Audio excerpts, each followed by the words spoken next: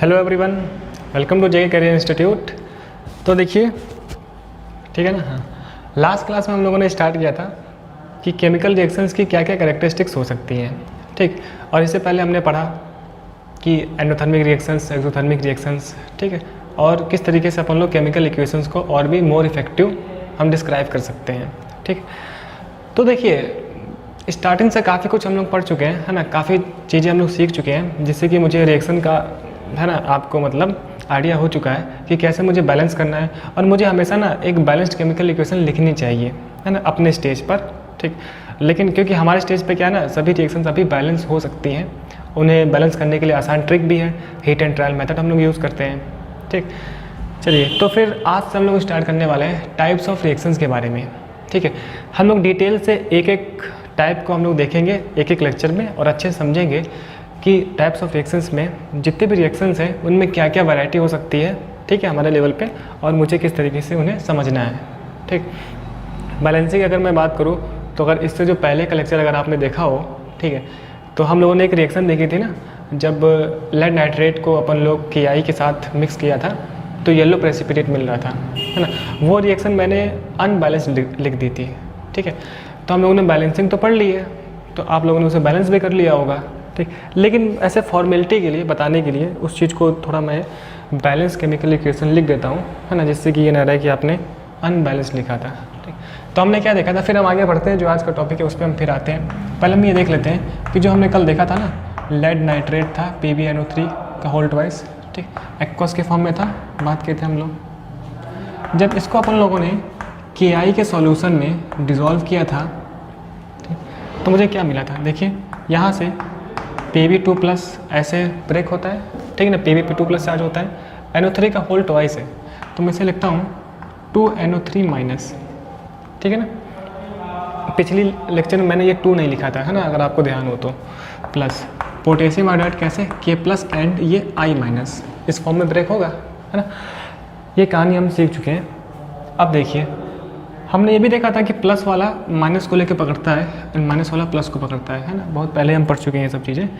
तो देखिए, और हम ये भी देख चुके हैं कि जब भी इस तरीके से Pb2+ एंड ये I-, ठीक है ना, तो जो इसके सिर पे है ना, ये इसके कदमों में जाता है और ये इसके कदमों में, ठीक। तो क्या बन जाएगा यहाँ से Pbi2, ठीक।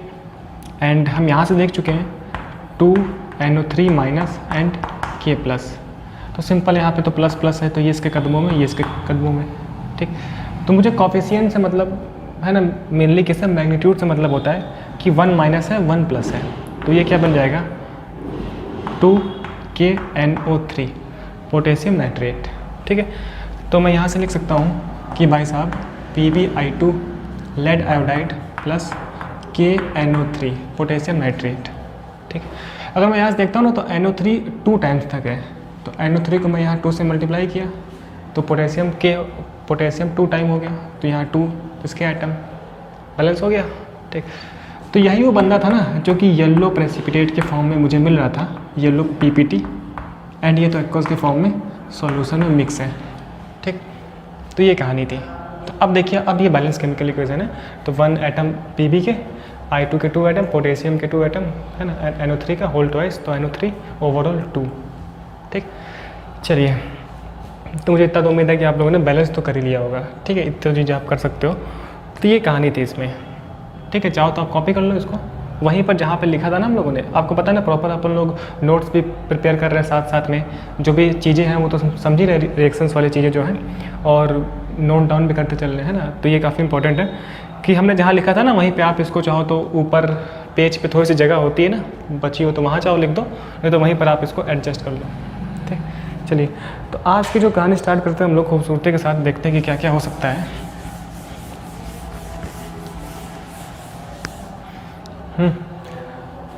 तो टाइप्स ऑफ रिएक्शंस के बारे में हम देखें तो हेडिंग डालते हैं अपन लोग, टाइप्स ऑफ केमिकल रिएक्शंस।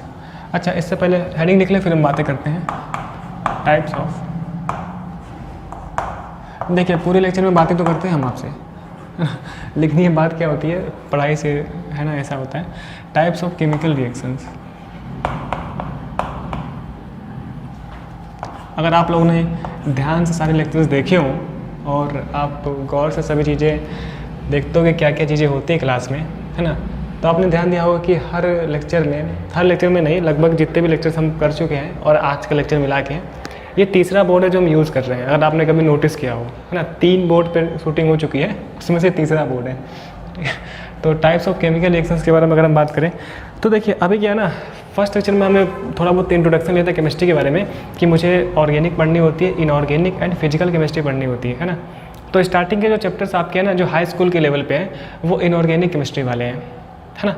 तो अभी जो हमारे सिलेबस में मेंशन है टाइप्स ऑफ रिएक्शन, वो बेसिकली इनऑर्गेनिक के पॉइंट ऑफ व्यू से है ना। ऐसा नहीं है कि जो हम अभी टाइप्स ऑफ रिएक्शन पढ़ लेंगे बस इतना ही ज़िंदगी में होती है ना, ऐसा नहीं है। बहुत सारी चीज़ें हैं जो अपन लोग 11th-12th क्लास में और कवर करते हैं, ठीक। तो टाइप ऑफ रिएक्शंस के नाम पे बहुत सारी रिएक्शंस अपन लोग पढ़ सकते हैं, लेकिन फ़िलहाल अपने लिए क्या है ना, जो अपने सिलेबस में मेंशन है उसी को करेंगे, उसी को थोड़ा बहुत एलेबरेट करके और स्प्रेड करके, है ना, थोड़ा सा उसमें चीज़ों को खोद कर देखेंगे कि और क्या क्या उसमें हो सकता है, ठीक। तो टाइप्स ऑफ रिएक्शन में हम पहले देख रहे हैं कॉम्बिनेशन रिएक्शन। क्या चीज़? पहले इसमें हम हेडिंग लिखेंगे कॉम्बिनेशन रिएक्शन,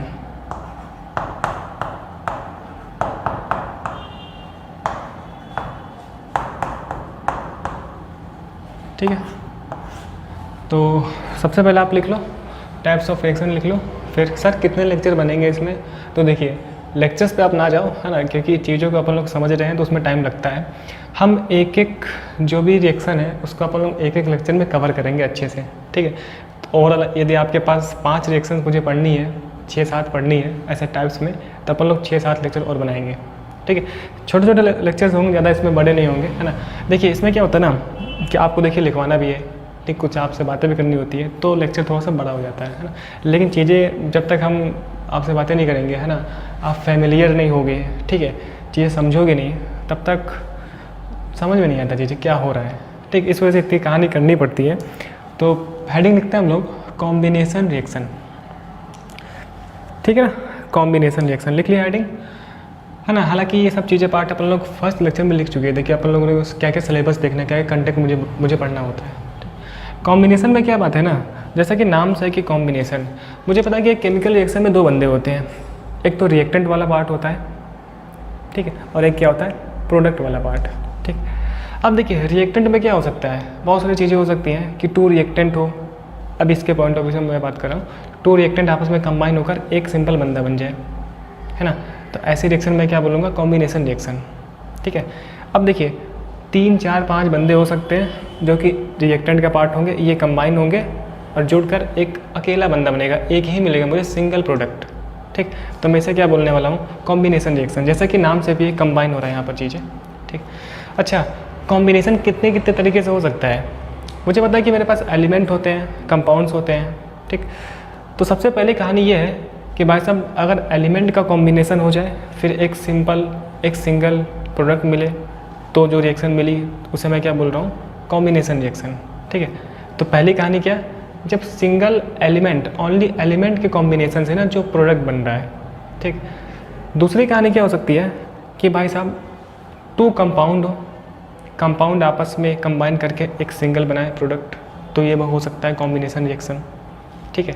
तीसरी पॉसिबिलिटी ये हो सकती है कि भाई साहब एक सिंगल एलिमेंट है, वो किसी कंपाउंड के साथ कंबाइन होकर प्रोडक्ट बना रहा हो, ठीक है। तो हमारी ज़िंदगी में 3 तरीके से कॉम्बिनेशन हो सकता है। पहला, जब only element 2 element are combined with each other and single product is formed. Second, when 2 compound are combined with each other and single product is formed, है ना। या फिर 1 element and 1 compound are combined with each other and single product is form. तो 3 तरीके से कहानी होगी हमारी ज़िंदगी में कॉम्बिनेशन को लेकर।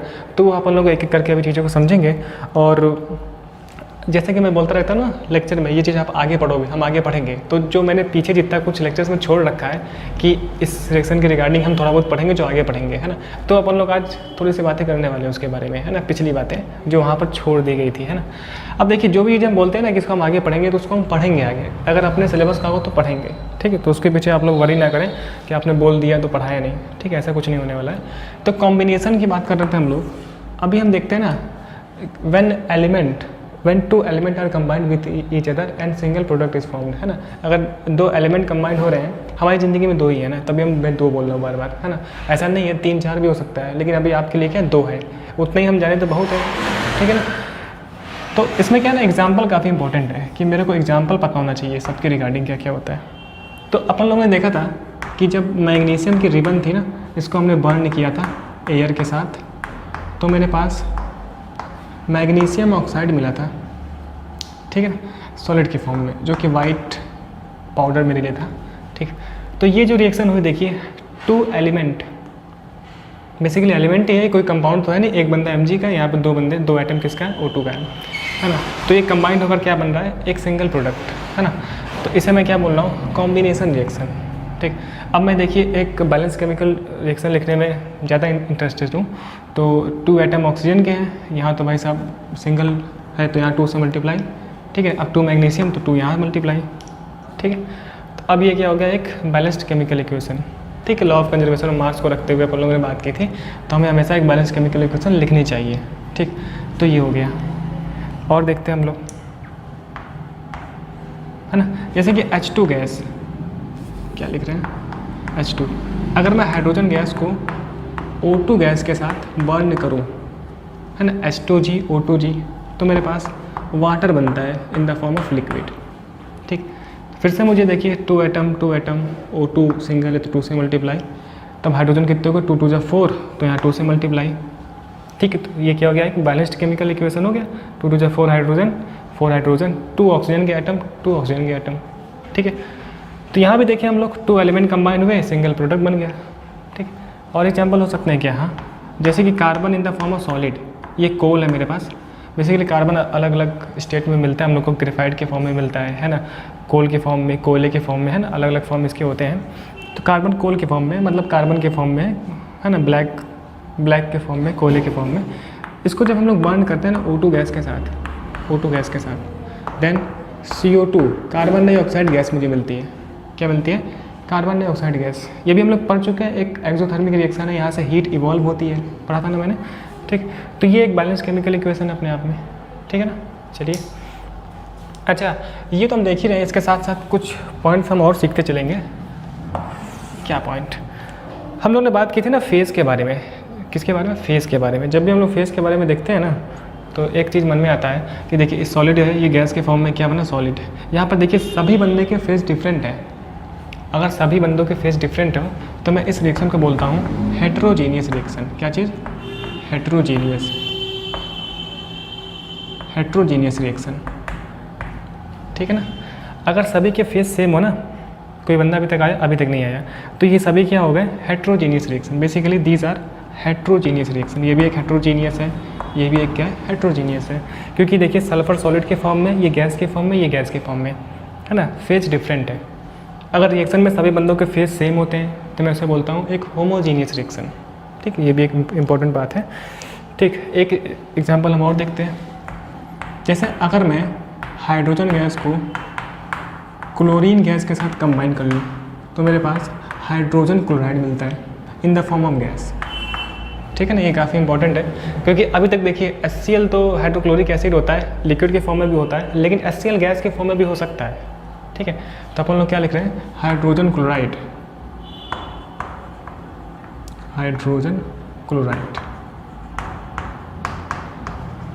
ठीक, गैस के फॉर्म में।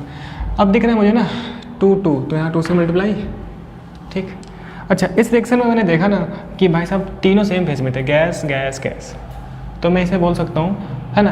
तो इस टाइप की रिएक्शन मेरे लिए कहलाती है एक होमोजीनियस रिएक्शन। तो ये क्या है, एक होमोजीनियस रिएक्शन। यहाँ लिख दो, आगे जगह नहीं है ना, ये अपने लिए एक्स्ट्रा है, होमोजीनियस रिएक्शन।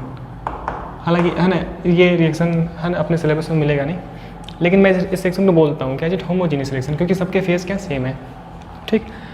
और भी हो सकता है, जैसे कि अगर मैं सोडियम मेटल को, है ना, बर्न करूँ क्लोरीन गैस की प्रेजेंस में, ठीक, तो क्या बन जाएगा, 2NaCl, सोडियम क्लोराइड सॉलिड, ठीक। तो यहाँ पर भी क्या हुआ, सोडियम मेटल है ना, 2 एटम ही, तो 2 यहाँ से मल्टीप्लाई हो गया, बैलेंस 2 सोडियम, क्लोरीन 2, क्लोरीन 2, ठीक। तो ये जितनी भी रिएक्शंस हमने देखी, यहाँ पर क्या हो रहा है, 2 एलिमेंट कंबाइन हो रहा है और सिंगल प्रोडक्ट फॉर्म हो रहा है। तो ये वो वैरायटी है जहाँ पर अपन लोग एलिमेंट के कॉम्बिनेशन से एक कॉम्बिनेशन रिएक्शन को देख रहे हैं, ठीक है ना। सो यहाँ पे क्या सॉलिड गैस, ये तो ये एक क्या हो गया हेटेरोजीनियस रिएक्शन, क्या चीज़ हेटेरोजीनियस रिएक्शन। ठीक, एक एग्जांपल हम और देख लेते हैं, जैसे कि आयरन मेरे पास पाउडर है ना सॉलिड के फॉर्म में, अगर मैं इसे सल्फ़र सॉलिड के फॉर्म में है ना, इसको मैं हीट करता हूँ इसके साथ तो बनता है आयरन सल्फाइड, क्या चीज़ FeS2, क्योंकि Fe पे 2+ चार्ज होता है ना। देखिए Fe अलग अलग तरीके से शो करता है अपनी चार्जेस, Fe पे 2+ चार्ज भी होता है, 3+ चार्ज भी होते हैं, तो जनरली हमारे पास 2+ चार्ज वाले हमारी ज़िंदगी में ज़्यादा आते हैं। तो FeS2 है ना, आयरन सल्फाइड, मैं इसे क्या बोल रहा हूँ आयरन सल्फाइड। ठीक, अब ये आयरन सल्फाइड में सॉलिड के फॉर्म में है। ठीक है, देखिए बेसिकली ऐसा बहुत कम होता है कि कोई सॉलिड के फॉर्म में बंदे हो, मतलब कि रिएक्टेंट हो, कंबाइन होकर प्रोडक्ट बने और वो भी सॉलिड में ही हो, ऐसा बहुत कम पॉसिबल है। ज़्यादातर होता है कि सॉलिड हो लिक्विड के फॉर्म में या फिर लिक्विड के फॉर्म में। तो ये वो रिएक्शन है जहाँ पर ये भी सॉलिड के फॉर्म में दोनों बंदे थे और वो भी बंदे किस में सॉलिड के फॉर्म में। तो ये भी एक क्या हो गया होमोजीनियस रिएक्शन, क्या चीज़ होमोजीनियस रिएक्शन, इसको मैं बोलता हूँ।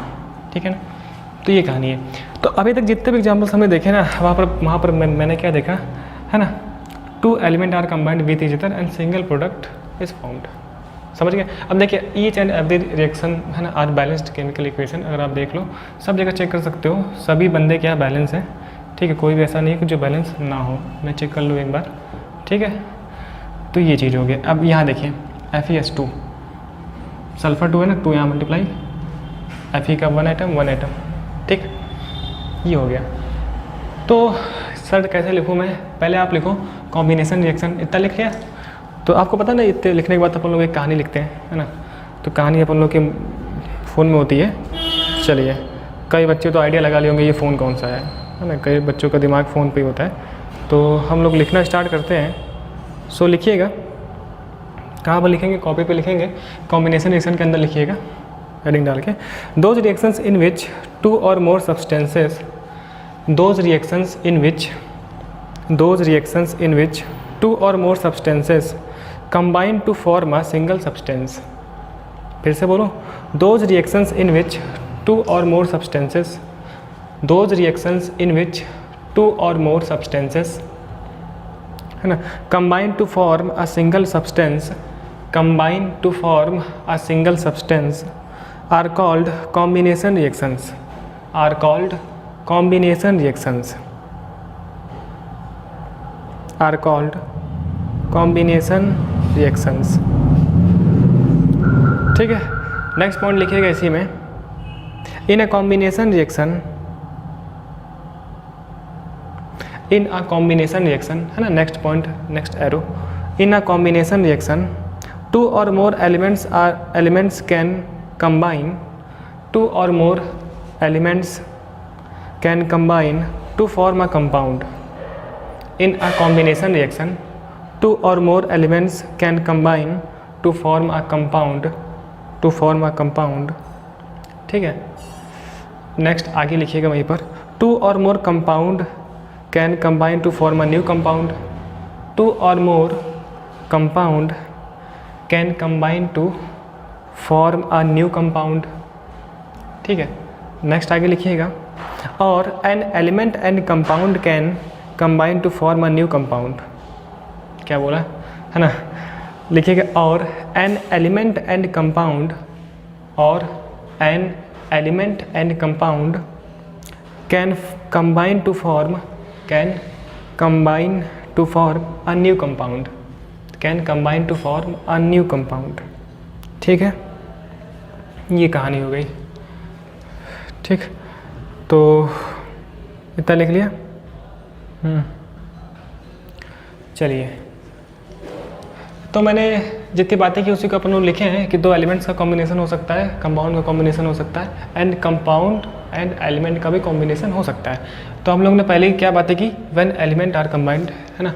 सो कॉपी कर ले, हम लोग कहानी लिख लिया, अब सब कॉपी कर ले, 6 एग्जाम्पल्स मेरे पास हैं, सबको कॉपी कर ले अच्छे से।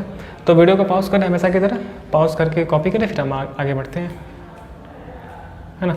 तो देखिए जिस तरीके से चीज़ें चलती है ना वैसे आप चले दिया करो है ना। ऐसा हो सकता है कि कुछ बच्चे रिएक्शन लिखने के दौरान ही वो लोग वीडियो पॉज करके लिखने लगते हो है ना, तो देखो प्रॉपर मैनर्स में अपन लोग बात करेंगे, है ना। जिस तरीके से हम शुरू में बोल देते हैं कि आपको ना ऑफलाइन वाली फील देने की कोशिश करेंगे हमारी तरफ से जितना भी हो सकेगा। तो अपन लोग मान लीजिए आप ऑफलाइन मेरे साथ ही बैठे हो, है ना, आप लोग कैमरे के उस बगल ही बैठे हो, हालांकि कैमरे बगल में तो कुर्सियाँ रखी हैं, यहाँ पर कमरा खाली है, ठीक। कैमरे को उस साइड आप लोग हो, है ना, ये मानकर सब चीज़ें कहानी हो रही है। तो मुझे पता है किस तरीके से आपको नोट्स बनवाने हैं, है ना। तो जैसे जैसे मैं कह रहा हूँ ना वैसे वैसे आप करते जाओ, बस एक बार भरोसा रखें। तो कॉपी हो गया, वीडियो को पॉज करते हुए कॉपी कर लिया। कॉपी करने के बाद हम लोग लिखते हैं थोड़ा बहुत नीचे कुछ कहानी लिखते हैं, ठीक। कहानी लिखेंगे हम लोग, कहानी बोलो सर जी, कहानी बोलते हैं।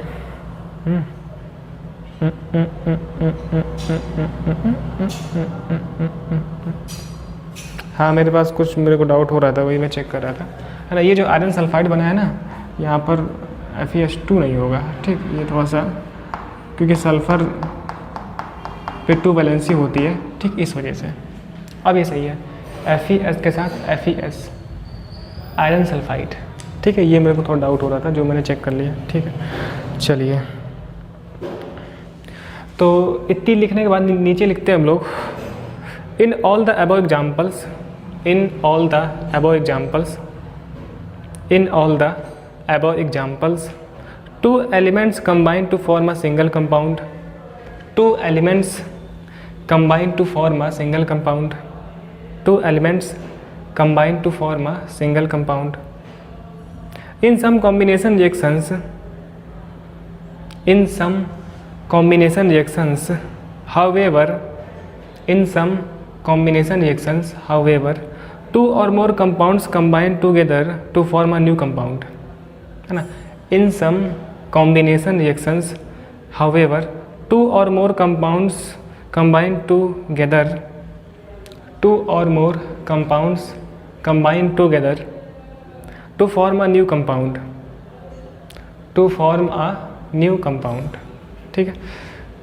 तो मेरे पास 2 and more compound हो सकते हैं, कंबाइन करके मेरे पास कंपाउंड बनाएंगे, उसकी हम बात करते हैं, ठीक। तो इतनी कहानी हो गई।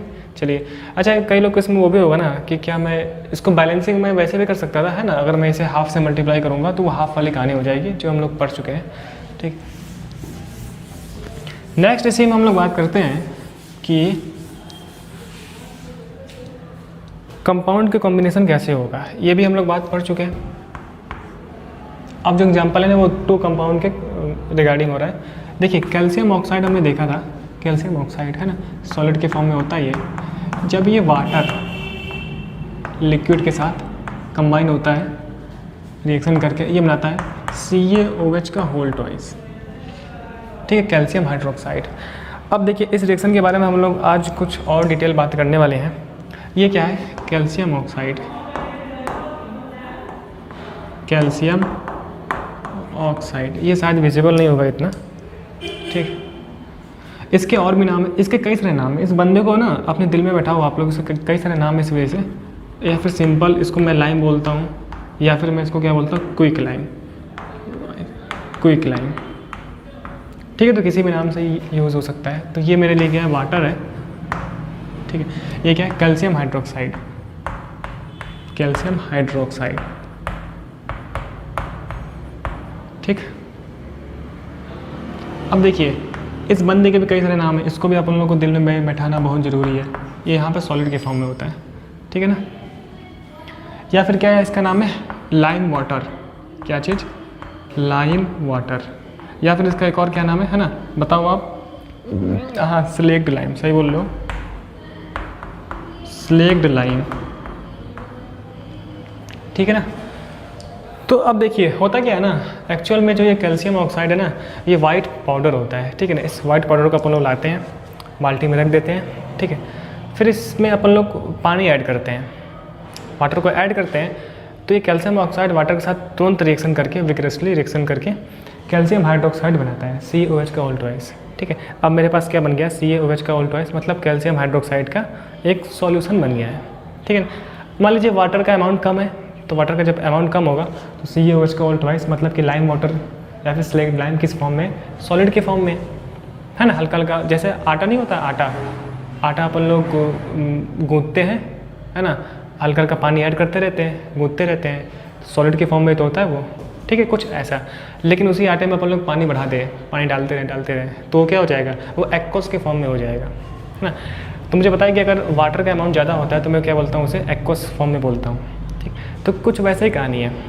उन लोगों ने क्या किया, कैल्शियम ऑक्साइड को लिया, वाटर को उसमें ऐड किया और CaOH का होल ट्वाइस, मतलब कि स्लेट लाइम का एक सॉलिड कंपाउंड बनाया, है ना। मतलब कि एक सॉलिड कंपाउंड बन गया, है ना, जिसे मैं क्या बोल रहा हूँ, स्लेट लाइम, ठीक। अब मेरे लिए क्या है ना, मुझे ये इंपॉर्टेंट है, अब मैं उसमें अगर पानी को बढ़ाता जाऊँ, अगर मैं वाटर के अमाउंट को बढ़ाता जाऊँ तो मेरे पास एक एक्वस सोल्यूशन मिलेगा CaOH का होल ट्वाइस का, ठीक है। अब इस एक्वस सोल्यूशन का यूज़ करते हैं अपन लोग घर में पुताई के लिए, पुताई का मतलब वाइट वॉशिंग के लिए, ठीक है। अब जो ये सॉल्यूशन बना किसका, इस बंदे का, इसको अपन लोग क्या करते हैं, घर की दीवारों पर पुताई करते हैं ना, वाइट वॉशिंग करते हैं। अब दीवारों पर वाइट वॉशिंग कर दी हम लोगों ने, तो ये CaOH का होल ट्वाइस दीवार पे पुता हुआ है ना, एटमॉस्फेयर में CO2 के साथ, एटमॉस्फेयर में क्या है, कार्बन डाइऑक्साइड गैस है, CO2 के साथ ना धीमे धीमे रिएक्शन करता है। ये रिएक्शन हम लोग पढ़ भी चुके हैं ना, तो लगभग 2-3 दिन में रिएक्शन कंप्लीट हो जाती है, कंप्लीट नहीं होती है ना, कंप्लीट होती है अपने अकॉर्डिंग। तो फिर क्या होता है कि कैल्शियम कार्बोनेट का वाइट PPT बनता है, पढ़ चुके थे हम लोग, ठीक है। तो इस कैल्शियम कार्बोनेट की वजह से ही ना दीवार मुझे शाइनी बिल्कुल वाइटिश दिखता है ना। और उस रिएक्शन में हमने पढ़ा था कि वाटर भी मुझे मिलती है ना, तो वो वाटर एटमॉस्फेयर में हम लोग का वेपर के फॉर्म में चला जाता है, ठीक। तो ये कहानी होती है। तो पहले क्या हुआ कि अपन लोगों ने कैल्शियम ऑक्साइड लिया, बनाया अपन लोगों ने सॉल्यूशन किसका, CaOH का होल ट्वाइस का। इसका अपन लोगों ने क्या बनाया, एक्वस सॉल्यूशन, किसका, CaOH का होल ट्वाइस का एक्वस सॉल्यूशन कैल्शियम हाइड्रोक्साइड का। इसे मैं क्या बोल रहा हूँ, लाइम वाटर, क्योंकि लाइम से बना है ना ये, सो लाइम वाटर। इस बंदे का एक और नाम है, एक और नाम है लाइम स्टोन, उसको हम आगे चल के पढ़ेंगे अभी, लाइम वाटर, ठीक। तो एक्वस के फॉर्म में था, दीवार पर मैंने इसे पोत दिया, वाइट वॉशिंग कर दी, तो फिर ये एटमॉस्फेयर में CO2 कार्बन डाइऑक्साइड के साथ रिएक्शन करके क्या बना दे रहा है, CO3 calcium carbonate in the form of solid, जो कि दीवार पे चिपका हुआ है, ठीक है। एंड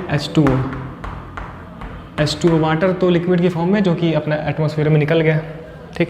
तो जो ये बंदा था ना कैल्शियम कार्बोनेट, ये मुझे पता है कि ये वाइट PPT होता है, वाइट PPT, ठीक है ना, वाइट PPT कैल्शियम कार्बोनेट। इसी की वजह से क्या, जो दीवार में मेरे पास शाइनी चमक आ रही है, ठीक है ना, तो इसकी वजह से, कैल्शियम कार्बोनेट की वजह से। ये हम लोग का इनसॉल्युबल है, सही, इनसॉल्युबल, क्या लिखा है, इनसॉल्युबल, ठीक है। हम पढ़ चुके हैं सब चीज़ें। तो ये हुआ, तो आज हमने पूरी कहानी देख ली इसकी कि अपन लोग CaOH का होल ट्वाइस, इसका यूज़ किस लिए करते हैं, है ना, वाइट वॉशिंग के लिए करते हैं, ठीक है, दीवारों पे। एंड इसका नाम जो कि काफ़ी इंपॉर्टेंट है, स्लेक्ड लाइम, स्लेक्ड लाइम, ये लाइम जानना, स्लेक्ड लाइम, ठीक है। ये कहानी हो गई, है ना। तो मतलब कि ये रिएक्शन उसके रिगार्डिंग है जहाँ पर 2 कंपाउंड्स, देखिए अब ये 2 कंपाउंड्स कंबाइन हो रहे हैं एंड मेरे पास क्या बन रहा है, एक प्रोडक्ट मिल रहा है ना। अब प्रोडक्ट एक भी हो सकता है, 2 भी हो सकता है बेसिकली यहाँ पर। अच्छा, थोड़ा सा हम कन्फ्यूज हो गए, है ना। ये कॉम्बिनेशन ऐसा मिली, ये है, यहाँ पे कंबाइन होके सिंगल प्रोडक्ट मिला, ये कॉम्बिनेशन है ना। इस कॉम्बिनेशन के साथ साथ ये रिएक्शन चल रही थी, है ना, मतलब कि इसके साथ इसका लिंक भी है समझने के लिए, वाइट वॉशिंग वाला। तो आप लोगों ने इसको भी लिख लिया, तो इसको थोड़ा सा अलग से लिखेंगे, नोट करके अलग से लिखेंगे, ठीक है। कॉम्बिनेशन रिएक्शन ये वाली है, जब सिंगल बंदा मिलता है, यहाँ तो 2 बंदे मिल गए, ये कॉम्बिनेशन नहीं है, ठीक। चलिए, और भी हो सकता है क्या कॉम्बिनेशन के तौर पे, नाम पे, हाँ, जैसे कि एक रिएक्शन हम और देखते हैं,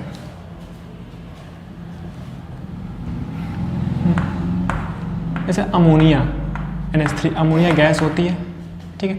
अगर मैं इसे HCl गैस के साथ रिएक्शन करा दूँ, है ना।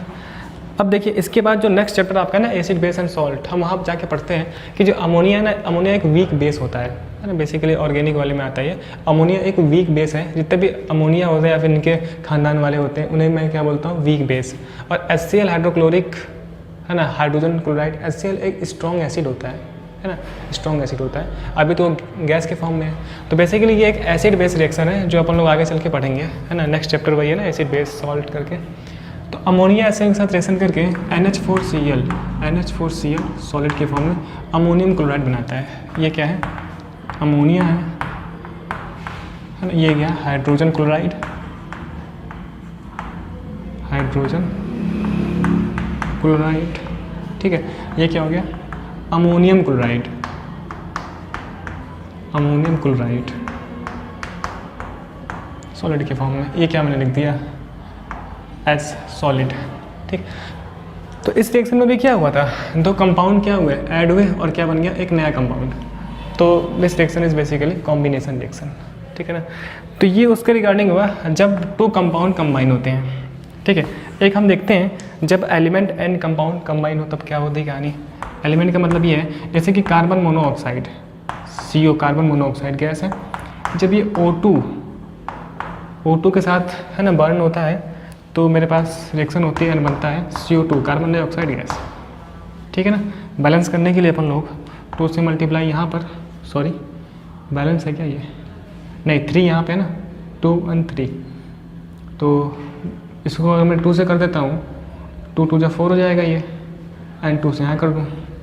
ठीक है, 2 कार्बन हो गया, 2 कार्बन 2 ऑक्सीजन के आइटम यहाँ पे, 2 यहाँ, मतलब 2 + 2 4, यहाँ पर क्या 2 2 4 एंड 2 कार्बन, ये हो गया। तो ये हो गया बैलेंस केमिकल इक्वेशन। साथ ही साथ मैं इसे होमोजेनियस रिएक्शन भी बोल सकता हूँ क्योंकि फेस सेम है सबका। तो यहाँ देखिए कार्बन मोनोऑक्साइड जो है ना वो क्या एक कंपाउंड के फॉर्म में एंड O2 के एक एलिमेंट है। So this is a carbon monoxide,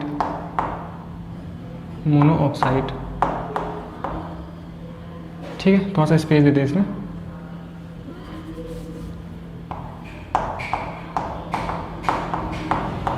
carbon monoxide and ये क्या O2 ऑक्सीजन गैस है। ठीक है, तो ये वो एग्जांपल मैंने देखा जहाँ पर क्या हुआ, ये कंपाउंड था, बेसिकली वो एलिमेंट था, कंबाइन होकर क्या बना, कार्बन डाइऑक्साइड गैस, है ना, कार्बन डाइऑक्साइड। देखिए एलिमेंट का मतलब सिंपल ये नहीं, जैसे कि सोडियम एलिमेंट है तो सोडियम देखिए नेचर में Na के फॉर्म में मिल रहा है, फ्रीली मिल रहा है, लेकिन जो O2 है ना, ऑक्सीजन जो गैस है ना, देखिए O तो उसका एलिमेंट है, O तो सिंबल है, ऑक्सीजन का सिंबल क्या O है, लेकिन किस फॉर्म में एटमॉस्फेयर में मिल रहा है हमें उससे मतलब होता है, तो ये O2 के फॉर्म में मिल रहा है ऑक्सीजन। ऐसे ही जो सल्फ़र होता है ना, सल्फ़र एटमॉस्फेयर में वो एसिड के फॉर्म में मिलता है ना, मतलब एसिड के फॉर्म में मिलता है। ये सब नई कहानी अलग से पढ़ेंगे हम लोग। जैसे कि फास्फोरस को एग्जांपल लेते हैं, फास्फोरस तो P क्या है, उसका सिंबल है, लेकिन एक्चुअल में नेचर में वो P4 के फॉर्म में मिलता है। फास्फोरस हम लोग का वाइट वैक्सी सॉलिड होता है वो, तो वो P4 के फॉर्म में मिलता है। तो ये सब कहानी होती है ना, तो ये एलिमेंट ही है। तो कार्बन मोनोऑक्साइड है ना, क्या बन गया, कार्बन डाइऑक्साइड। और जैसे कि ये रिएक्शन हम पढ़ चुके हैं, अगर आपको याद हो तो, सल्फर डाइऑक्साइड गैस है, जब ये O2 के साथ रिएक्ट कर रही है तो क्या बन रहा है, सल्फर ट्राइऑक्साइड, O2 के साथ करके SO3 गैस, सल्फर ट्राइऑक्साइड। ठीक है, अब देखिए जितने रिएक्शंस अभी हम पढ़े हैं ना इस चैप्टर में, ये सारे रिएक्शंस अपन लोग को 11th में फिर से मिलती है, और इन रिएक्शंस में अपन लोग मोल की कैलकुलेशन कर रहे होते हैं, इनका अपन लोग वेट निकाल रहे होते हैं। अगर SO2 इतने ग्राम लिया गया है, O2 इतने ग्राम लिया गया है, तो SO3 का कितना ग्राम बनेगा, या फिर इसके कितने ग्राम है तो इसके कितने ग्राम बनेंगे, है ना। तो अपन लोग मोलर कैलकुलेशंस है ना, इनका वेट, इनका वॉल्यूम, ये सारी बातें करने लगते हैं 11th क्लास में बहुत ही अच्छे से। तो ये लगभग सभी रिएक्शंस वहाँ यूज़ भी होती हैं फिर से। अगर आपको यहीं पर बहुत ही अच्छे से पढ़े रहते हो, अगर आपका साइंस में इंटरेस्ट है, आगे चल के साइंस ही पढ़ना है, तो आगे चल के बहुत मज़ा आने वाला है, ठीक है ना। अगर आप यहाँ से पढ़ते हो तो आपको और भी मज़ा आएगा। तो ये क्या हो गया, SO2 + O2 क्या बन गया, सल्फर ट्राइऑक्साइड। ठीक है, ये भी एक बैलेंस केमिकल इक्वेशन तो है नहीं, तो मैं इसे 2 से कर दूँ, 2 सल्फर मैं यहाँ 2 से कर दूँ, 3 × 2 = 6, 2 × 4 = 6 हो गया। ये क्या करते हो, 3 × 6 है ना, ये हम लोग बैलेंस करते हैं ना। जैसे कि देखिए सल्फर के 2 एटम है, सल्फर के 2 एटम यहाँ पे हैं, 3 × 6 मल्टीप्लाई होता है, तो 6 एटम ऑक्सीजन के है, 2 यहाँ पे एंड 2 × 4, 4 + 2 6 ऑक्सीजन के एटम यहाँ पे है ना। तो ये क्या हो गया, बैलेंस केमिकल इक्वेशन। एंड साथ ही साथ ये एक होमोजीनियस रिएक्शन भी है, जहाँ पर ये सभी सेम फेस में। सेम फेस का मतलब क्या, केवल गैस होता है क्या, नहीं, सेम फेस मतलब प्योर गैस में हो, या फिर लिक्विड में, या फिर सॉलिड में हो। अगर सेम फेस में तो मैं उसे क्या बोलता हूँ, एक होमोजीनियस रिएक्शन। तो बेसिकली ये क्या, सल्फर डाइऑक्साइड है अपना, सल्फर डाइऑक्साइड, ठीक है। ये क्या बन गया, sulphur trioxide, sulphur trioxide. Sir red से मत लिखा करो, दिखता नहीं है ना, दिखता होगा शायद, सल्फर ट्राइऑक्साइड, ठीक है। ये हो गया। तो ये वो रिएक्शन थी जहाँ पर मेरे पास कंपाउंड एंड एलिमेंट के साथ कॉम्बिनेशन हुआ, ठीक। तो अभी हम लोगों ने जितनी बातें लिखी, उसके बाद आप क्या करो ना, केवल ये रिएक्शन लिखो, इतना लिखो एंड नोट करके ये लिखो, क्या चीज़, नोट के अंदर। कैसे लिखेंगे हम लोग, पहले इसको लिखो रिएक्शन को, कैल्शियम ऑक्साइड, ठीक है, फिर नोट करो, नोट की हेडिंग डालो, फिर उसको ये लिखो, ठीक है, इसके अंदर मैं बोल रहा हूँ जो लिखना है। ठीक, चलिए कहानी हो गई इतनी। बैलेंस है ना ये वाला बंदा, बैलेंस है ना ये? ठीक, चलिए तो अपन लोग लिखते हैं क्या क्या मैंने बोला था, है ना। पहले इसको लिखो आप लोग, ठीक है, फिर नोट करके ये लिखो, फिर आगे बढ़ते हम देखते हैं क्या कहानी क्या है।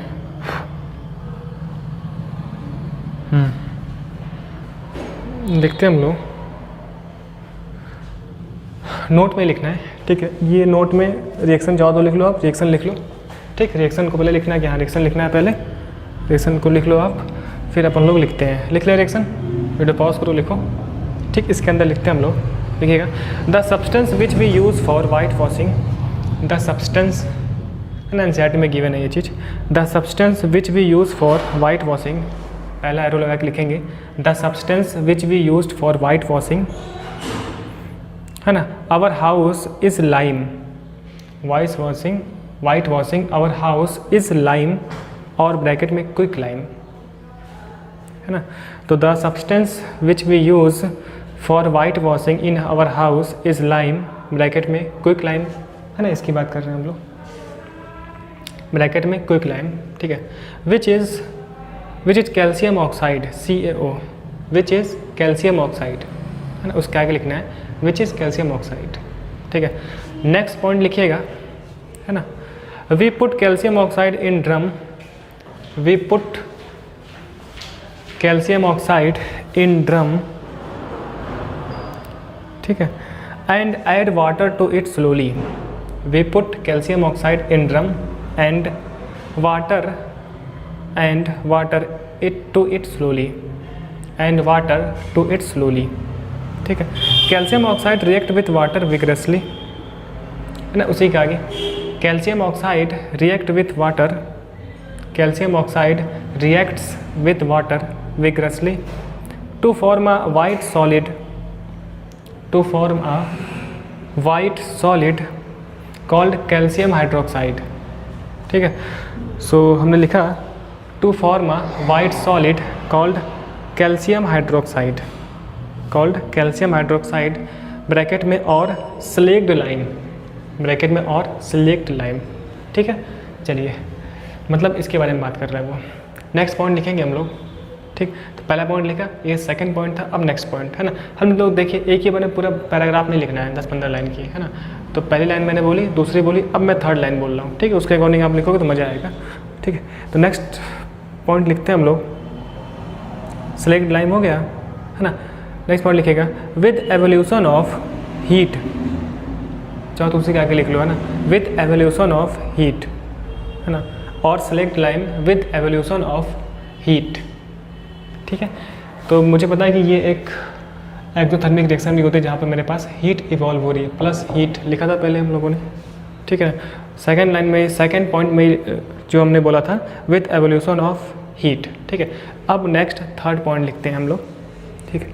More water is then added to get calcium hydroxide solution, more water is then added to get calcium hydroxide solution, ठीक है।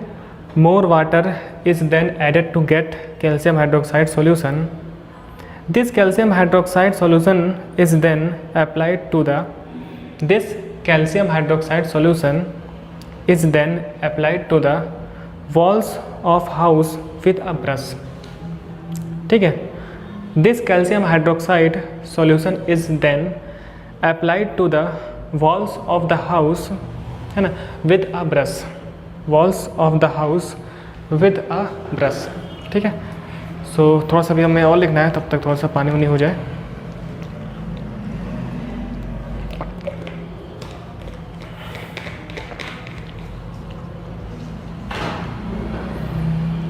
ठीक है, कितना लिखा हम लोगों ने, to the walls of the house with a brush, है ना। नेक्स्ट पॉइंट लिखते हैं हम लोग, है ना, अपने अकॉर्डिंग फोर्थ पॉइंट है ये। नेक्स्ट पॉइंट लिखते हैं, the calcium hydroxide solution when applied to the walls, ठीक है। The calcium hydroxide solution when applied to the walls react slowly with the carbon dioxide gas, ठीक है, reacts slowly with the reacts slowly with the carbon dioxide gas present into air form a thin shiny layer. ठीक है, reacts slowly with the carbon dioxide gas present in air to form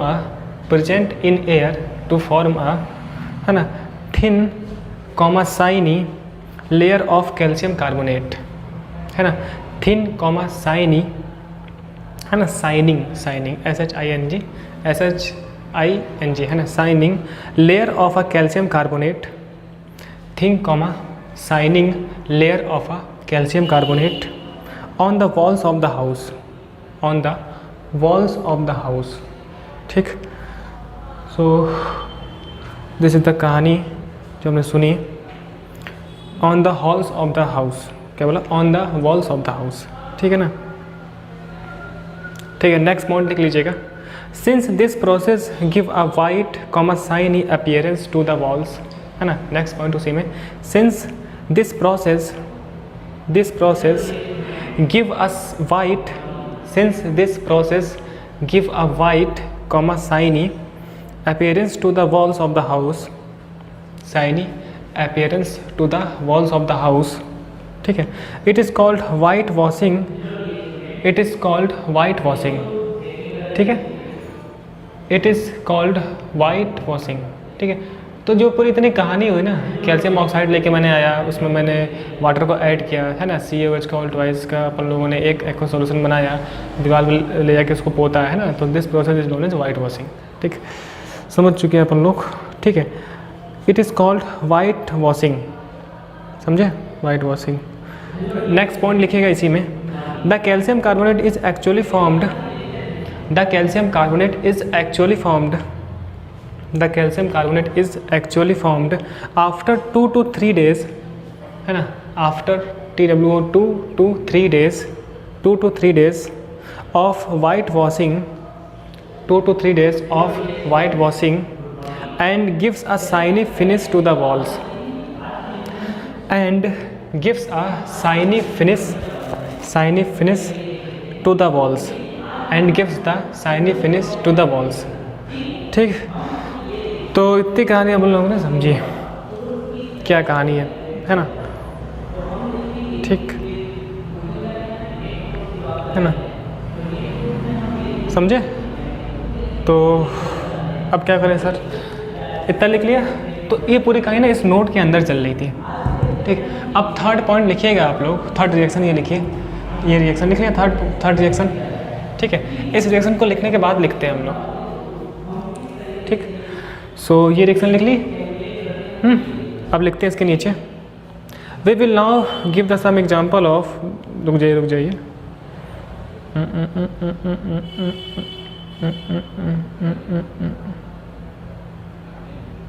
sir बोलो तो, है ना. ये लिख लिया reaction, ठीक. इसके बाद लिखते हैं हम लोग, है ना. We will now give some examples of those combination reactions, है ना. इसके नीचे लिखना है. We will now give some examples of those combination reactions in which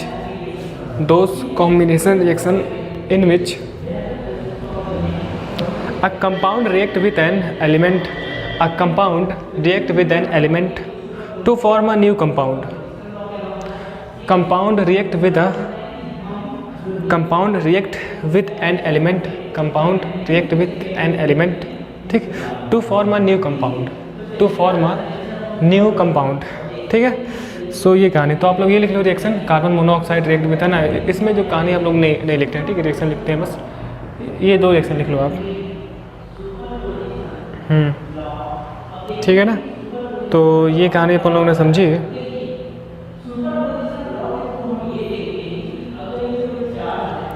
ठीक. इतनी कहानी. तो कहानी लिखने के बाद अपन लोग लिखते हैं ये रिएक्शन एंड ये रिएक्शन, ठीक. सल्फर ट्राईऑक्साइड इतना रखते हैं अपन लोग, है ना. चाहो तो आप इसमें लिख सकते हो कि ये मेरे लिए क्या मेरा एक होमोजीनियस रिएक्शन है ना. जानते ना अपन लोग, जो आगे चल के यूज़ करेंगे हम लोग,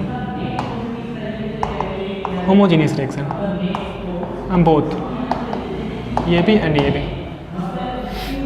चलिए तो आज हमने इतना देखा कि कॉम्बिनेशन रिएक्शन का क्या फंडा था, कितने वैरायटी हो सकती थी, वैरायटी के बारे में अपन लोगों ने बात की और बहुत सारे लॉट ऑफ एग्जांपल्स है ना हम लोगों ने किए। तो ये कहानी पूरी समझी हम लोगों ने, ठीक। अब देखिए नेक्स्ट लेक्चर में हम बात करेंगे डीकम्पोजिशन रिएक्शन, फिर बात करेंगे अपन लोग डिस्प्लेसमेंट रिएक्शन, फिर बात करेंगे अपन लोग डबल डिस्प्लेसमेंट रिएक्शन, ठीक है, फिर बात करेंगे oxidation reaction, reduction reaction and redox reaction, फिर लास्ट टॉपिक होगा हम लोग का रेंसिडिटी, ठीक है। तो अपन लोग एक एक लेक्चर में चीज़ों को डिटेल से समझेंगे। देखिए यहाँ पर इंपॉर्टेंट मेरे लिए क्या है ना, जो सब लोग कर रहे हैं वो नहीं करना है ना। तो आप लोग को लगता होगा कि अरे भाई ये क्या किया है, एक लेक्चर में है ना आधे घंटे से तो एक ही चीज़ समझा रहा है 45 मिनट से, है ना। तो देखिए अपन लोग ध्यान में रख रहे हैं ना कि हर वैरायटी के बच्चे हो सकते हैं ना। अब ऐसा तो नहीं कि सभी लोग का माइंड तेज है ना। एक जो गरीब से गरीब बच्चा है, गरीब का मतलब पैसों से गरीब नहीं, थोड़ा उसको समझने में लेट समझ में आता है ना, ज़्यादा एक्सप्लेनेशन पे समझ में आता है ना, उसका मतलब गरीब होता है। तो अपन लोग गरीब से लेकर अमीर बच्चे तक, अमीर का मतलब जो थोड़ा माइंड से सही है ना, हालांकि सब लोग सही होते हैं, जिसकी कैचिंग बहुत अच्छी है ना, वहाँ तक लेकर। तो अपन लोग गरीब से लेकर अमीर तक उठते हैं, है ना।